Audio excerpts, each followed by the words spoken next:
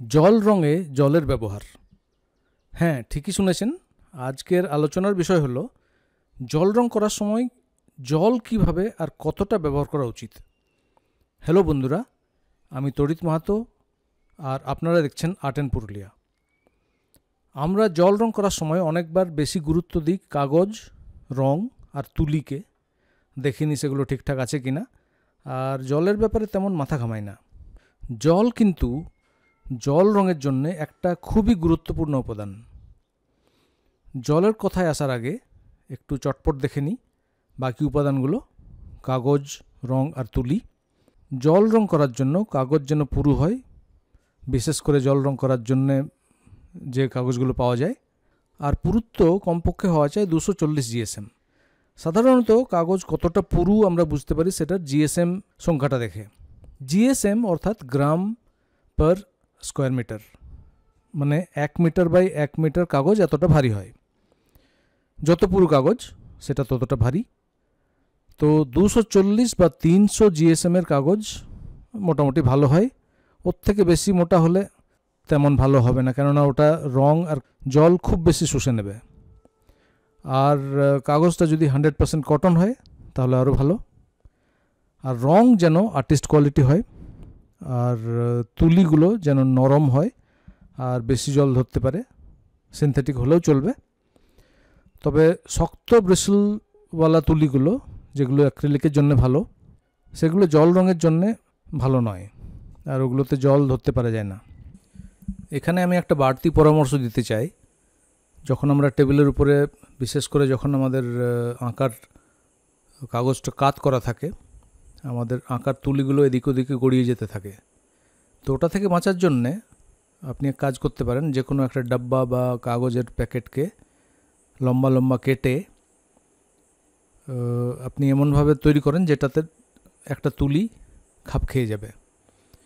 তো যে তুলিগুলো আপনি ব্যবহার করছেন না সেগুলো আপনি ওখানে রাখতে পারেন, ওগুলো এদিক ওদিকে পড়ে যাবে না, আর যখনই দরকার হবে ওটার থেকে তুলে আপনি ব্যবহার করতে পারেন। এবারে দেখা যাক জল রঙে জলের ব্যাপারটা। যখন আমরা জল রং করি, জল কিভাবে যোগ করি? কাগজে লাগিয়ে, তুলিতেও জল থাকে, আবার রং মেশানোর জন্যও জল ব্যবহার করি।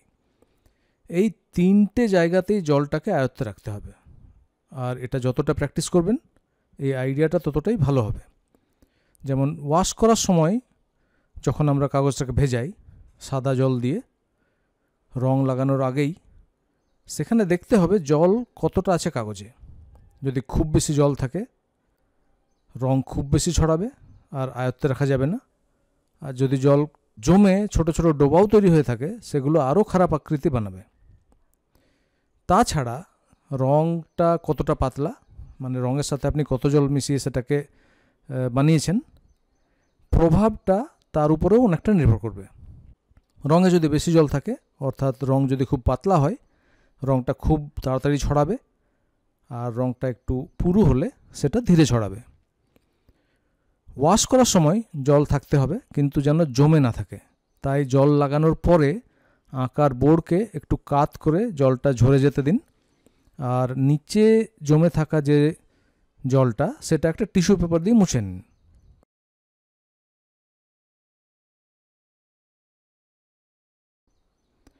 প্রথমবারের ওয়াশের রঙটা হালকাই রাখবেন। হালকার উপরে গাঢ় রং লাগানো সহজ, আর জল রং আমরা হালকার থেকে গাঢ়ই করি। রং মেশাবার সময় দেখতে হবে যেন পুরো রংটা ভালোভাবে গুলে যায়, কেননা যদি রংটা থেকে যায় আর ভালোভাবে না গুলে যায় কাগজে বাজে আঁচড় পড়ে যাবে।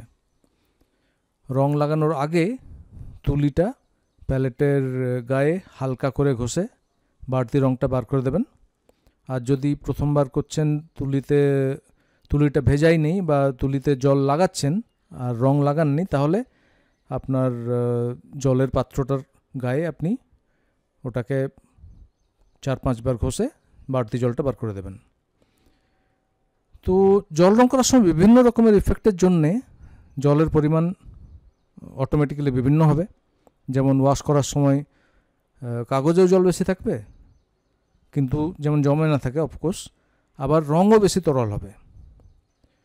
ওয়েট অন ওয়েট রং করার সময় কাগজ আর তুলি দু জায়গাতেই জল থাকবে, কিন্তু ওয়াশ করার তুলনায় কম থাকবে। ওয়েট অন ওয়েট করার সময় রংটা যত কম ছড়াতে চান কাগজ ততটা কম ভেজা রাখুন, আর রংটাও একটু গাঢ় রাখুন। এতে সফট এফেক্ট পাওয়া যায়, মানে হার্ড এফেক্ট হবে না। যেমন আপনি ড্রায়ের উপরে যখন ওয়েট করেন সেটাতে একটু হার্ড এজ পাবেন, এটাতে রং গাঢ় হলেও সফট এফেক্ট পাবেন। কিন্তু যখন আপনি একেবারে সূক্ষ্ম কাজ করতে চান, ওয়েট অন ড্রাই, কাগজ যেন পুরোপুরি শুকনো থাকে আর রংটাও যেন তুলনামূলকভাবে গাঢ় হয়। তুলিতে যেন আগে থেকে বেশি জল না থাকে। অতিরিক্ত জল যদি থাকে তো সেটা একটা টিস্যু পেপার বা কাপড় বা আঙুল দিয়ে বের করে নিন, আর তুলিটা প্রায় শুকনো করে নিন। ভেজা থাকতে হবে, কিন্তু তুলিটা যদি ঝাড়েন যেন জল না বেরোয়। এবার এই কাগজটাতে যে রং লাগাতে শুরু করেছি এটা দিয়ে একটা পেন্টিং বানানো যাক। আগে আকাশের অংশটা করে তারপরে সামনের মাঠ মতন একটু বানাচ্ছি। এটাতে লক্ষ্য রাখার বিষয় যে কোনো পরিস্থিতিতে জলটা কতটা ব্যবহার করছি সেটা খুবই গুরুত্বপূর্ণ।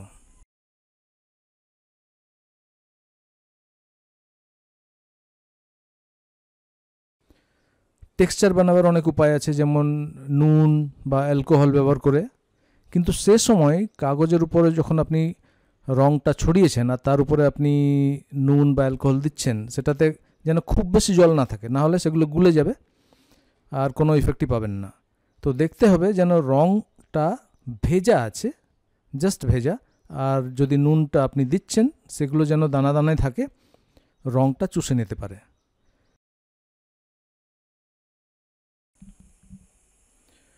কাগজটা শুকিয়ে যাওয়ার পরে আমি নুনটা একটা ব্রাশ দিয়ে আলতো করে ঝেড়ে ফেলে দিয়েছি। দেখুন কত সুন্দর টেক্সচার তৈরি হয়েছে। ওটাতে একেবারে একটা বিচের বালিগুলো কিংবা একটা পাথুরে বিচের মতন লাগছে। তো আগের যে আমি ভেবেছিলাম এটা একটা মাঠ বানাবো, সেটা এখন ভুলে গিয়ে আমি এটাকে একটা সমুদ্রের ধার বানিয়ে দিচ্ছি। আর পরে একটা পাথরও বানাবো একেবারে কাছে, মানে ফোরগ্রাউন্ডে। ওটাতে একটু ডার্ক রং ফেলে একটা কার্ড দিয়ে একটু স্ক্র্যাচ করে দেব। আর তারপরে সমুদ্রের উপরে ঢেউ আর দু একটা নৌকো আর দু একটা ফিগার এঁকে দেবো পেন্টিংটা কমপ্লিট করার জন্যে।